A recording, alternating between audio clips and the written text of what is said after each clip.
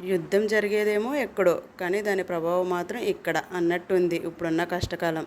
ఏమంటారు? అది ఎందుకు అంటే ఇప్పుడున్న కాలంలో నిజంగా కష్టకాలం అనే చెప్పాలండి. ఎందుకంటే గ్యాస్ సిలిండర్ సరిగా అందుబాటులో లేకపోవడం అనమాట. సో దానివల్ల చాలామంది చాలా రకాలుగా ఇబ్బంది పడుతున్నారు. సో మనకి ఏంటి గ్యాస్ అంటే పొయ్యిలు పెట్టుకునే అవకాశం లేక, ఇంక ఈ రైస్ కుక్కర్స్ గట్ట లేక చాలామంది చాలా ఇబ్బంది పడుతుంటారు కదండి.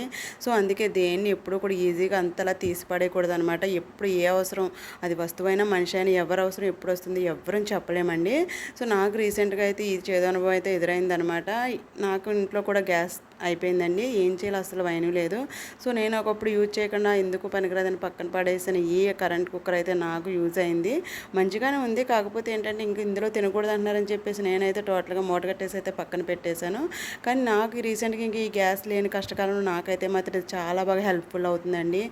నేను ప్రతిదీ మార్నింగ్ ఇంకా పాలు దగ్గర నుంచి ఇంకా ప్రతి కర్రీ ఐటమ్ అన్నీ కూడా ఇందులోనే చేసుకుంటున్నాను. ఇడ్లీ కూడా బాగా ఉడికిపోతుంది ఇందులో. సో ఈరోజు అయితే సండే కదా, మటన్ కర్రీ కుక్కర్లో విజిల్ పెడితేనే కానీ ఉడకదు కదా అనుకున్నాను. కానీ చాలా బాగా ఉడికిపోయిందండి ఇందులో.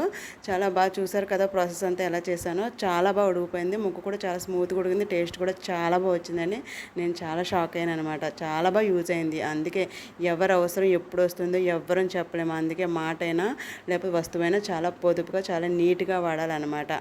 అందుకే ఎవరిని తక్కువగా అంచనా వేయకూడదు. ఏమంటారు?